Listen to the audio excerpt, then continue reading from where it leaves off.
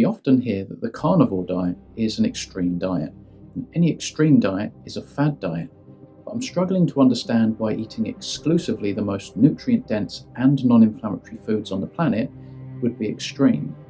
To do the opposite would be extreme.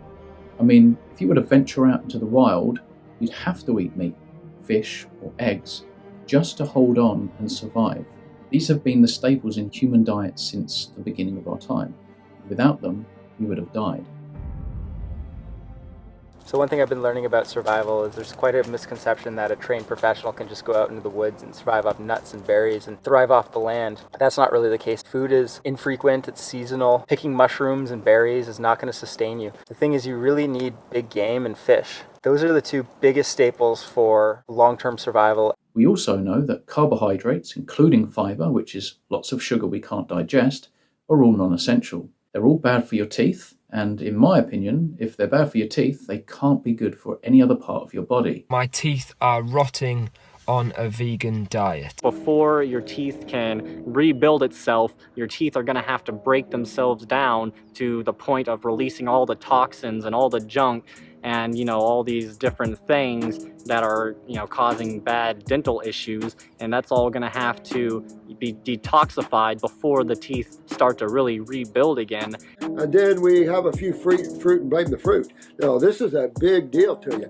You want to detox the head area. Get this lymph and this acid out of your head because it's chewing on more than your teeth. That's extreme. The amount of times I've seen young children chowing down on potato chips and crisps and following it down with a bright, colourful drink. Nobody says that that's extreme. The amount of times I walk into a supermarket and observe what people have put into their shopping carts, and it's just diabolical. All processed, ready meals, pre-made sandwiches. Some of the whole foods in there, these people believe are healthy, but they're all just man-made inventions. Extra colourful and extra sweet fruits and vegetables that have come from all over the globe, that are out of season, that have never been local to you, but nobody says that that's extreme. Porridge oats and potatoes, which are all just sugar, devoid of so many nutrients, is destitute of nourishment. But the moment you cut all of that out and you're only eating red meat, which contains every essential nutrient, that's all of a sudden extreme. That makes absolutely no sense whatsoever. If you're eating one whole food that is one ingredient but contains every essential nutrient, that by definition is food. You're going to get all the nutrients you need and you're going to absorb the lot. And that brings me to the channel's first and only sponsor, the Carnivore Bar. Now, all you have to do to be healthy is eat fatty red meat. You can have eggs, you can have fish, some do dairy. But if you are one of these individuals that goes out hiking quite a bit or you're traveling quite frequently and you find yourself hungry and stuck in a position where there aren't many options, the Carnivore Bar will help you stay on track. It's composed of grass-fed, grass-finished beef, fat and salt. At least that's the product that I eat. There is one without salt, which is also a great option. There are some other varieties which include honey, herbs and spices. I personally won't advocate for those, but feel free to browse the products. And if you are interested, hit the link below, enter Kent Carnivore 10, all in capitals, to receive 10% off of your purchase. Now this is extreme. I think this is going to be really hard giving up this. You couldn't resist, could you? No, I couldn't. Does it still look appealing to you? Yeah, that's a spicy wing, but comes with 20 8 pieces, pieces you had of 16 chicken. pieces chicken. This would be extreme. On average, I will poop about 4 to 5 times a day. 5 or 6. Whoa. 5 or 6 times a day.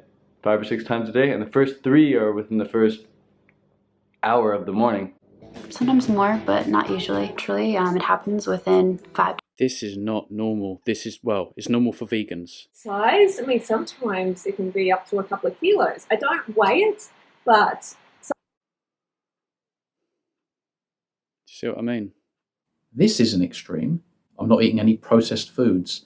I'm also not eating plants, which are very toxic, abundant in anti-nutrients like phytates, tannins and alkaloids. Then apply some daily oxalates for those kidney stones we all love. If you want to tax your liver, squeeze some fructose over your meal.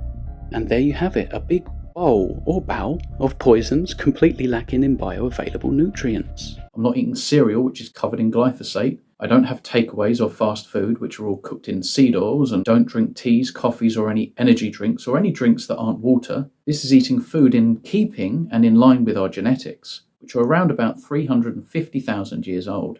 A very clean, nutrient-dense diet that offers complete nourishment. I'm not inflaming my cells and tissues and organs To walk out of a supermarket with multiple packets that also contain 50 different ingredients each, that's extreme. If you're still of the opinion that the carnivore diet is extreme or a fad diet, I would encourage that you brush up on your history, understand where our ancestors have come from, what their diets consisted of, learn about stable isotopes, understand what nutrients are in what foods, what forms of those nutrients are they in, how bioavailable they are, understand that there are vitamin and mineral interactions, and depending on what's on your plate, that's going to vary. If you're only eating red meat, you're going to assimilate all of the nutrients. If you accompany that steak with beans or corn, you can say goodbye to most or all of the zinc. If you were to put other grains, legumes, vegetables onto that plate, you will lose vitamins and minerals. You're going to lose B6, you're going to lose folate, magnesium, calcium, iron. This isn't a good thing. This isn't balancing anything out. When you're eating oxalates and lectins and sugar and fiber, you're going to lose nutrients. That's just the way it is. The point I'm making here really is that eating processed foods is extreme. To cooking seed oils is extreme. To eat a diet that is devoid of animal nutrition is extreme. So the next time you look at somebody and they're eating steak and eggs with a bit of salt and they're drinking water like half an hour later, that's not extreme. I'm afraid they just sat down and ate food and then they hydrated. Grass is all that cows need to thrive. That's not extreme. They get everything that they need from grass. It's their species appropriate diet. We have a species appropriate diet that is specific to us and our genetics, and that would be fatty red meat, fatty fish, whole eggs, and water. We're not designed to eat fruits that aren't available to us all year round and that have never grown locally. If you think that you should be eating watermelons in the UK and bananas and squeezing lemon into your water in the UK during November and December, you've been misled. It's not healthy. You're not detoxing. The body detoxes itself. The body knows how to heal. Let it do its job. You do that by eating nutrient-dense foods and drinking water. Get good sleep, move, get outside in the natural light. That's all you need to do. I hope you've enjoyed this video. Please like, comment, and subscribe if you haven't already, and I will see you in the next one. Human beings have larger brains and superior intelligence. We have developed our own languages to communicate precisely with one another. And this has allowed us to strategize and devise plans. Having opposable thumbs and being naturally creative creatures, we've discovered numerous